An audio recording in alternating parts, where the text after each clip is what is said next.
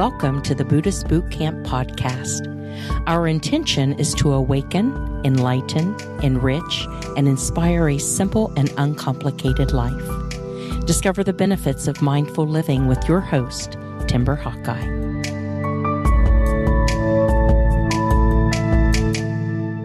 The old study of instant gratification versus delayed reward got me thinking.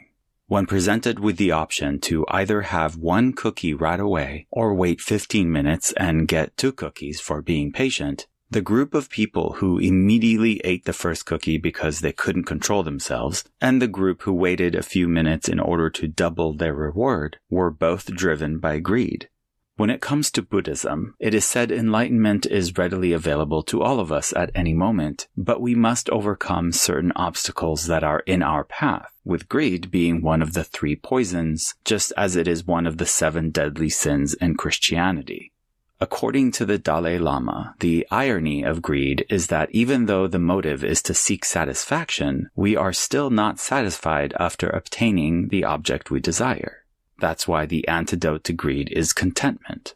There are 2 methods to achieve contentment, one method that works and one that doesn't. The first method is to try to obtain everything we desire, all the money, houses, cars, perfect mate, and perfect body. But the disadvantage of this approach is that sooner or later we will come up against something we want but cannot have. That's why the second method is more reliable. To not necessarily have what we want, but rather want and appreciate what we have. As Gandhi said, the earth has enough to satisfy every man's need, not every man's greed. The Buddhist concept of affliction by greed includes sensuality, lust, desire, craving, or any attachment to a sensory object, like a cookie in the study of gratification. The Buddha taught that greed, hatred, and ignorance are 3 hindrances on our path to nirvana. But the 3 cannot be separated. Greed is simply the desire of what we don't have. Hatred is the aversion to what we don't desire. And ignorance is the illusion that we can ever get what we desire without also getting what we don't. Colloquially, we call it wanting to have the cake and eat it too. When we put ourselves in the middle of an impossible separation of reality like that, we create our own suffering, making enlightenment impossible to achieve. Wanting is rooted in the feeling that we are somehow less of a person without certain things. We wrongfully believe that we need to have what someone else has in order to be the person we wish to be. The key is to not be so driven and affected by likes and dislikes, or as I call it, the world according to me syndrome. The truly rich are not the ones who have everything that they are constantly afraid to lose, but those who don't want anything and therefore have nothing to fear. Be that as it may, it is not possible to not want anything. When we're hungry, we want food, for example, and I think the determining factor in what is considered reasonable or greedy is how much food, for one, and at what expense to others are we willing to get what we want. The Buddha separated desires into 2 categories, wholesome and unwholesome.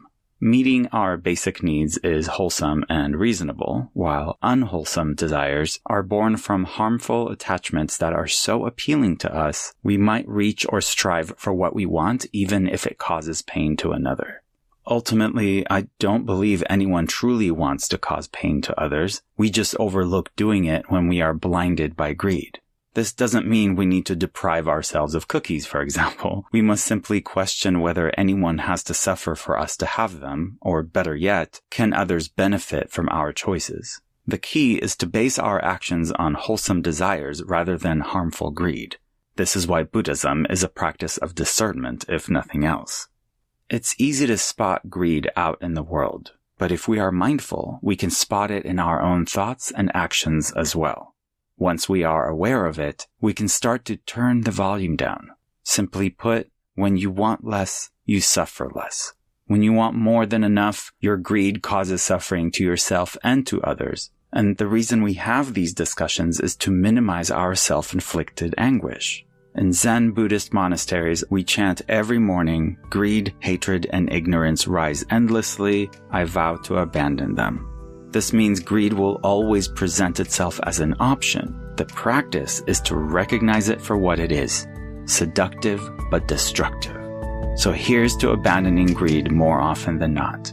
Good luck.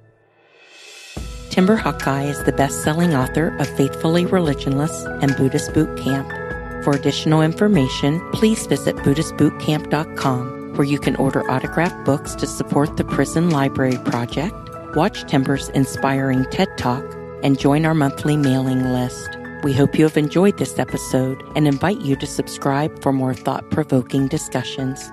Thank you for being a soldier of peace in the army of love.